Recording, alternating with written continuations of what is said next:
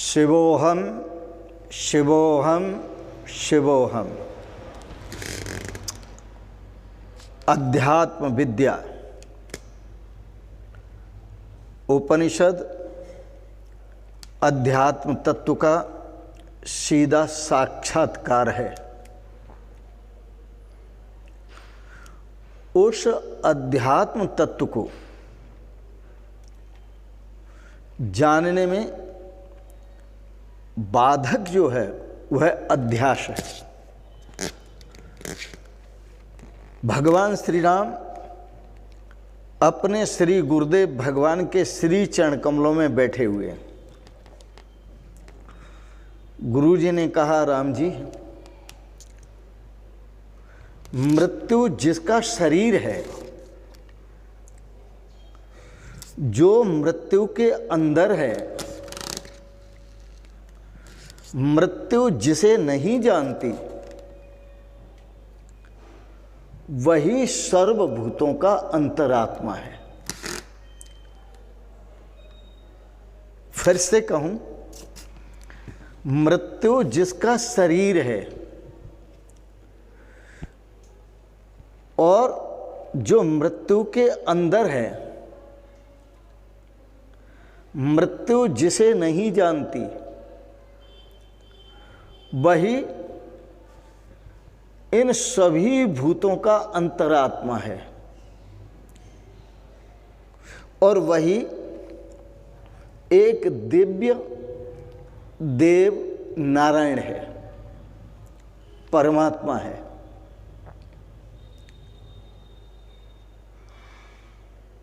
अब यहां पे परंतु लगाऊंगा। परमात्मा सबके भीतर है, लेकिन जानने में सबको नहीं आ रहा। सभी उसका अनुभव नहीं कर पा रहे, सभी उसे प्राप्त नहीं कर पा रहे। उसका कारण अध्यास।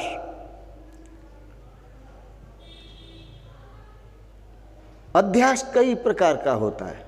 देह अध्यास, इंद्रिय अध्यास, मनो अध्यास, बुद्धि अध्यास, अहंकार अध्यास। इन सब का भाव है अनात्म पदार्थों में प्रवृत्ति। शरीर लगा हुआ है अनात्म पदार्थों को संकलन करने में, इकट्ठा करने में, जोड़ने में। मन भी लगा हुआ है अनात्म मिथ्या पदार्थों को इकट्ठा करने में। बुद्धि भी लगी हुई है, जो अनात्म है, मिथ्या है, उन्हीं पदार्थों में बुद्धि भी लगी हुई है, वस्तुओं में, व्यक्तियों में, संपत्ति में।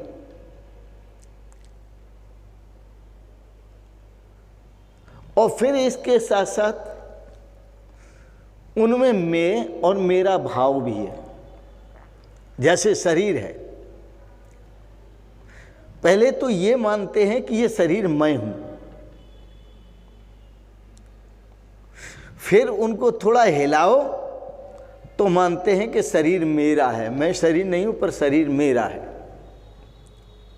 पर ये दोनों बातें ही गलत हैं, क्योंकि ये भ्रमवश है। भ्रम के कारण ही ये कहते हैं कि यह शरीर मैं हूं, और भ्रम के कारण ही कहते हैं कि शरीर मेरा है। तो देह, इंद्रिय आदि भी अनात्म पदार्थ हैं।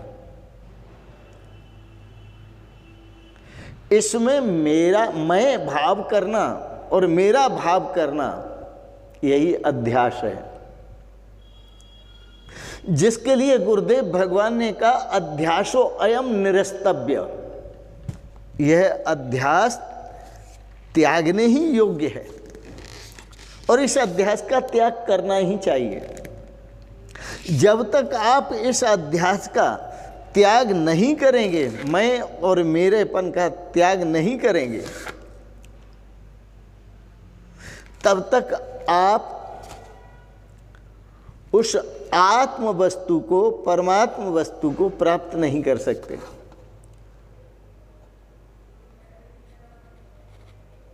तो जो अध्यास है वो भ्रम के कारण है, और भ्रम कई प्रकार का होता है। जो छोटे बच्चे होते हैं उनको सीपियों में चांदी का भ्रम हो जाता है। जो पशु है, पशु में जो मृग होता है, उसे रेगिस्तान में जो संतप्त रेत है और अग्नि उगलता हुआ दोपहर में, दूर से उस मृग को ऐसा लगता है कि जल की लहरें उठ रही हैं, वहां जल है। ये भ्रम हो गया।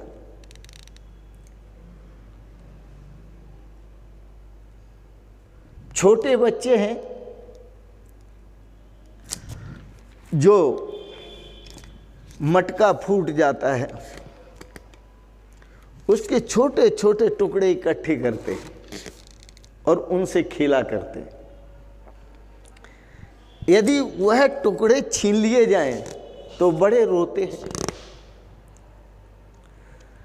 क्योंकि उन्हें मालूम ही नहीं है कि यह अनुपयोगी हैं, और वो अनुपयोगियों से ही प्रीति करते हैं, उसी में आसक्ति करते हैं, उसी के लिए लड़ मरते हैं। वो छोटे बच्चे हैं। ऐसे ही बड़े बच्चे भी हैं, और जो बड़े बच्चे हैं वो थोड़ा बड़े पैमाने पर अध्यास में डूबे हुए हैं। वो अर्थ से प्रीति करते हैं, वो भूमि से प्रीति करते हैं, संपत्ति से प्रीति करते हैं, पर वो जिससे प्रीति करना चाहिए उससे प्रीति नहीं करते। अपने परिवार से प्रीति करेंगे, भाई बहनों से प्रीति करेंगे, बाल गोपालों से प्रीति करेंगे, लेकिन जिसके लिए जन्म मिला, जिससे प्रीति करनी है, उससे नहीं कर पाएंगे, क्योंकि अध्यास है। कारण क्या है? अध्यास। रेगिस्तान में मृग जो है भटकता है सूर्य की किरणों में जल देख करके, और थककर वापस आता है झुलस कर।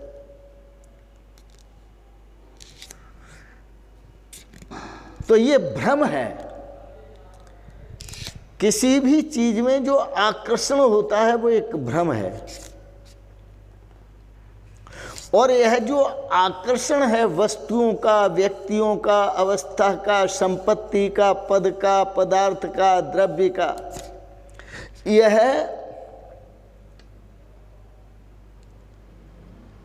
दरिया की सतह पर लहरों की भांति है। जब तक ये लहरें तेज उठती रहेंगी तब तक आपका चेहरा, आपकी परछाई उस दरिया में दिखेगी नहीं, और जब लहरें शांत हो जाती हैं तो आप अपना देख सकते हैं, अपनी प्रतिछाया का दर्शन कर सकते हैं। इसी प्रकार जो संसार की आवश्यकताएं हैं, संसार की वस्तुएं हैं, व्यक्ति हैं, अवस्था है, संपत्ति है, पद है, पदार्थ है, इनमें जब तक आप आकर्षित रहेंगे तब तक आपको जो तत्व आत्मा का अमृत स्वरूप, आत्म स्वरूप है, उसकी प्राप्ति नहीं होगी।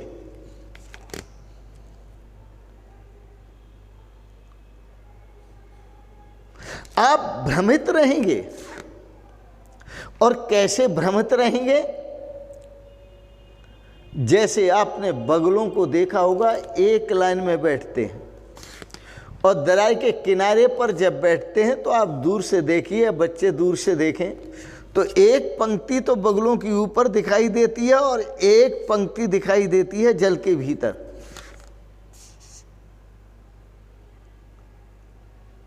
दो पंक्तियां बगलों की दिखाई देती हैं।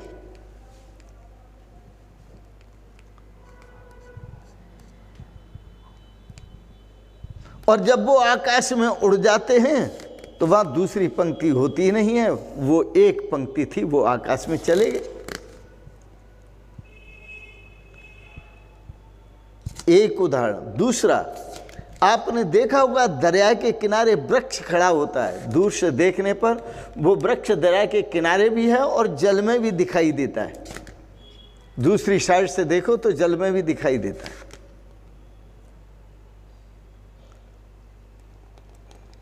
और नीचे दिखाई देता है। यदि उस वृक्ष को ऊपर वाले को हटा लिया जाए तो नीचे वाले का कोई अस्तित्व नहीं है और पता भी नहीं चलता है या नहीं, और ये साफ भी हो जाता है कि है ही नहीं। इसी तरह से आप अपने स्वरूप को देखिए।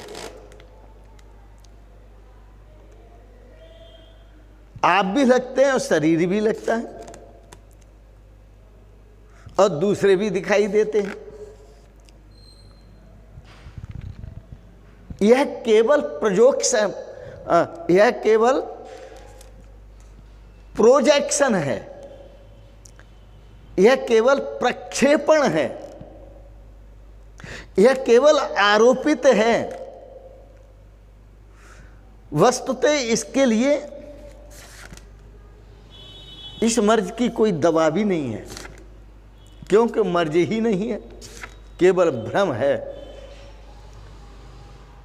इसलिए यहां गुरुदेव भगवान कहते हैं, राम जी, अध्यासो अयम निरस्तव्य विदुषा ब्रह्मनिष्ठया। जैसे पूर्व विद्वानों ने, पूर्व ज्ञानियों ने, पूर्व ऋषियों ने इस अध्यास को अपनी विद्वत्ता के आधार पर, अनुभव के आधार पर दूर किया था, ऐसे राम जी आप भी इस अध्यास को दूर करो। अध्यासो अयम निरस्तव्य, यह अध्यास त्यागने ही योग्य है, छोड़ने ही योग्य है और छोड़ देना चाहिए। क्योंकि जो दिखाई देता है वह है नहीं, केवल आपके द्वारा आरोपित किया गया है, प्रक्षेपण किया गया है, प्रोजेक्शन किया गया है, वस्तुतः वो है नहीं। एक बड़ी सुंदर घटना घटी मजनू के साथ। मजनू कहते हैं कि लैला बहुत सुंदर है। मजनू कहते हैं कि लैला बहुत सुंदर है। लोगों ने कहा, मजनू तुम पागल हो गए हो क्या, जो लैला को सुंदर बता रहे हो? हम तुम्हें समझाते हैं कि लैला सुंदर नहीं है, वो बहुत काली है। सुंदर नहीं है, वो बहुत काली है। तो मजनू ने उत्तर दिया लोगों को, लोगों ने कहा मजनू को कि तुम्हारी लैला काली है। मजनू ने कहा लोगों को, तुम्हारी आंखन देखन वाली है। लोगों ने जब कहा कि लैला तुम्हारी काली है, तो मजनू बोला, तुम्हारे पास देखने की आंख नहीं है। यदि तुम्हारे पास आंख होती लैला को देखने की, तो तुम उसे काली नहीं कहते। मजनू को सुंदर दिखाई पड़ती है और लोगों को काली दिखाई पड़ती है। तो जो परमात्मा के प्यार में मजनू हैं, जो परमात्मा की भक्ति में, प्रभु की भक्ति में जो सराबोर हैं, मजनू हो चुके हैं, उन्हें भगवान बहुत सुंदर लगते हैं और बहुत अच्छे लगते हैं। परंतु अज्ञानी कहते हैं, कहाँ है भगवान, वो तो दिखाई नहीं देते। दिखाओ कहाँ है भगवान, है तो दिखाओ।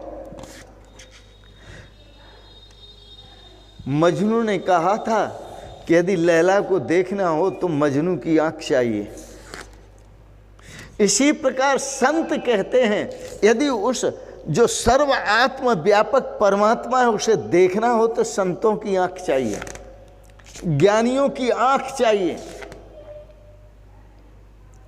अद्भुत जो महापुरुष हुए हैं, उन महापुरुषों की आंख चाहिए। दूसरे शब्दों में, यदि भगवान श्री राम का भगवान श्री राम के रूप में दर्शन करना हो तो सुग्रीव की आंख से देखना, बाली की आंख से नहीं, क्योंकि बाली के पास वो आंख ही नहीं है जो परमात्मा को देख सके। उसके पास तो वो आंख है जो अध्यारोपित आंख है, जिसको सुग्रीव की प्रॉपर्टी दिखाई देती है, सुग्रीव की पत्नी दिखाई देती है, सुग्रीव का धनमाल दिखाई देता है।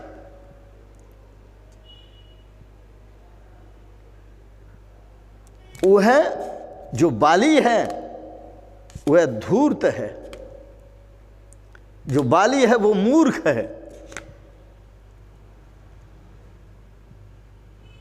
वह विद्वान नहीं कहा जा सकता, ज्ञानी नहीं कहा जा सकता। क्यों? कि उसकी दृष्टि अध्यास पर है। जो अध्यास हुआ है, जो भ्रम हुआ है, तो भ्रम से जो दिखाई दे रहा है उस पर दृष्टि है, लेकिन भ्रम रहित परमात्मा पर दृष्टि नहीं है।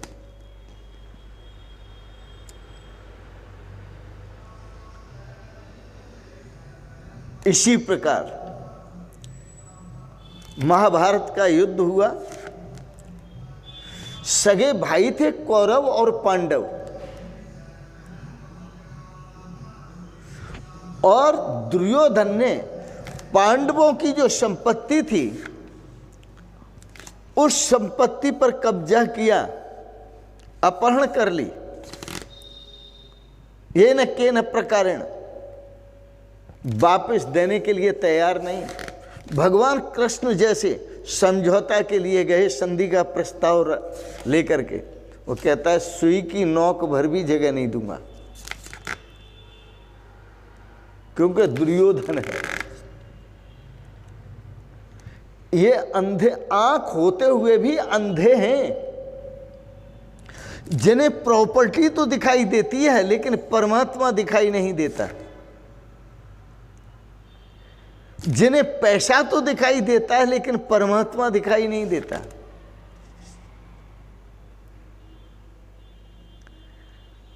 जिन्हें प्रजा दिखाई देती है लेकिन परमात्मा दिखाई नहीं देता।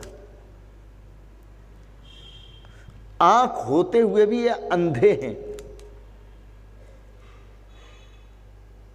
हस्तिनापुर का पूरा राज्य हड़प लिया और फिर भी संतोष नहीं, बाहर निकाल दिया। अध्यास वयम, यह उसका अध्यास है। जो भी करा रहा है अध्यास करा रहा है। तो मैंने आपको कहा बच्चों को जो प्रेम होता है वो ठीकरों से होता है, जवानों को जो प्रेम होता है वो अर्थ से होता है और काम से होता है, लेकिन जो ठोकरें खाकर आगे बढ़े हैं उनको जो प्रेम होता है वो न ठीकरों से होता है न प्रपंचिक पदार्थों से होता है। उन्हें जो प्रेम होता है वो परमात्मा से होता है।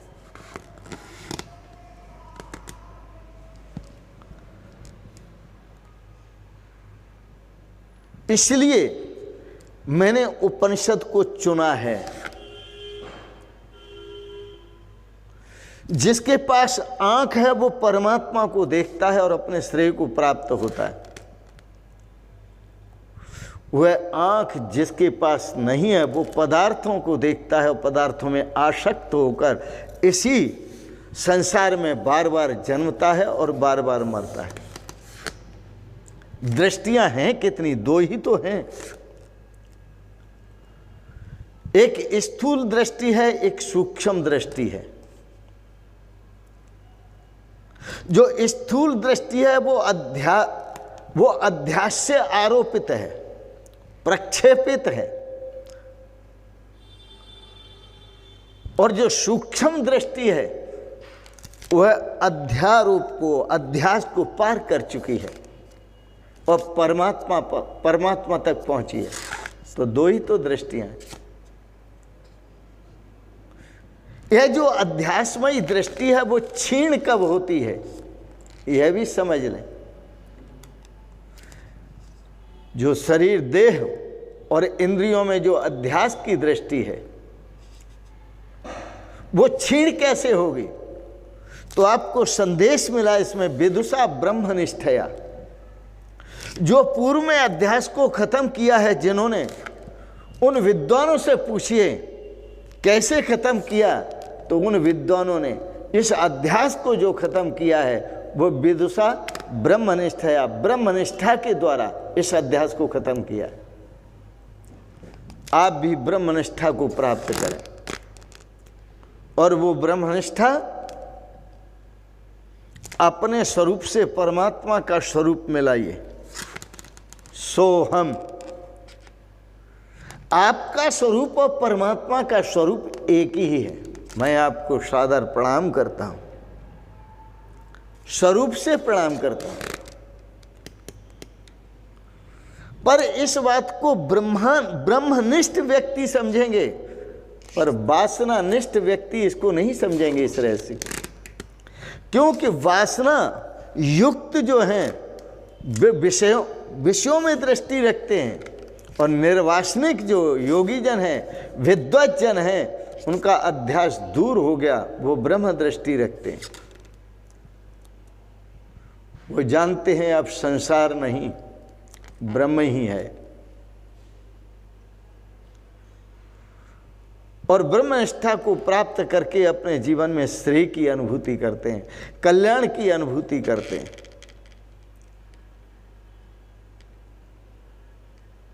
तो यह ब्रह्मनिष्ठा की जो दृष्टि है वो ब्रह्मज्ञानी महापुरुषों के पास होती है। दृष्टियां दो ही हैं, और मैंने आपको लक्षण बता दिया कि कितना ही पढ़ा लिखा व्यक्ति हो, एमए हो, पीएचडी हो, वेदाचार्य हो, शास्त्राचार्य हो, उपनिषदाचार्य हो, पुराणाचार्य हो, कितना ही पढ़ा लिखा हो, लेकिन वह पदार्थों में आसक्त है, वस्तुओं में आसक्त है, और वस्तुओं में आसक्त होकर अपने भाइयों के प्रति दुर्योधन की तरह दुर्व्यवहार करता है, अपने भाइयों के प्रति ही वाली की तरह सुग्रीव के प्रति दुर्व्यवहार करता है, रावण की तरह विभीषण के साथ दुर्व्यवहार करता है। तो जिनके साथ दुर्व्यवहार किया, आप देखिए विचार करके वो किसकी शरण में गए और ये किसकी शरण में गए। रावण ने अपना नाश कराया, 1 लाख पूत 1.25 लाख नाती ताक रावण के घर दिया न बाती, कोई दीपक जलाने वाला नहीं बचा। कौरवों ने भी अपना नाश करा लिया, वहां भी कोई दीपक जलाने वाला नहीं बचा। और बाली ने भी अपना नाश कराया, वहां भी कोई दीपक जलाने वाला नहीं बचा। इसलिए चाहे रावण हो, चाहे बाली हो, चाहे दुर्योधन हो, ये पढ़े लिखे अच्छे हो सकते हैं, लेकिन ये ज्ञानी नहीं कहे जा सकते। ये ज्ञानी नहीं है। को ज्ञानी का जो भाव होता है आत्मवत् सर्वभूतेषु, उसका भाव तो अपना स्वरूप होता है कि ये सब मेरा ही स्वरूप है। और अज्ञानी का भाव होता है अयम निजः परो वेति गणना लघु चेतसाम। वो अल्प बुद्धि वाले होते हैं, छोटी बुद्धि वाले, यह मेरा है वो तेरा है, वो इसी में लगे रहते हैं। लघु चेतसाम, जिनके पास छोटी बुद्धि होती है वो यही गणित लगाते रहते हैं। लेकिन जो विशाल बुद्धि धैर्यवान पुरुष है वो आत्मवत् सर्वभूतेषु, सबको अपने आत्म स्वरूपवत देखते हैं। यह पश्यति से पश्यति, उन्हीं के पास आंख है, उन्हीं के पास दृष्टि है और उन्हीं के पास ज्ञान है। यतरेषाम न, अन्यों के पास ज्ञान नहीं, अन्य तो सब अज्ञानी है। आइए उपनिषद उस परम तत्व का, उस ब्रह्म तत्व का, उस आत्म तत्व का सीधा साक्षात्कार है। इसलिए मैंने उपनिषद को चुना है और वेद इसलिए बता रहा हूं कि अध्यास के आधार पर दृष्टि जो होती है वो संसार पर होती है, और अध्यास जिनका हटा हुआ है उनकी दृष्टि सत्य पर होती है। जिनमें अध्यास होता है उनकी दृष्टि पदार्थों पर होती है, और जो अध्यास जिनका दूर हो गया ब्रह्मनिष्ठा के द्वारा उनकी दृष्टि परमात्मा पर होती है। यत्र यत्र मनो याति तत्र तत्र ब्रह्मस् दर्शनम। जहाँ जहाँ उनका मन जाता है वो ब्रह्म का दर्शन करते हैं, परमात्मा का दर्शन करते हैं। वासुदेवम इदम सर्वम, नारायण इदम सर्वम, ओम इदम सर्वम, आत्मैव इदम सर्वम, ब्रह्मैव इदम सर्वम। आओ ब्रह्म दृष्टि अपनाओ और जीवन में अनंत आनंद की अनुभूति करो। इन शब्दों के साथ ही वाणी को विराम देते हुए आज के प्रसंग को आपने जो श्रवण किया इसके लिए बहुत बहुत अनुग्रहित हैं, और आपको अच्छा लगा इसे सब्सक्राइब करें, लाइक करें, शेयर करें। और अंत में आप सभी को सादर प्रणाम करते हुए ओम शिवोहम शिवोहम शिवोहम।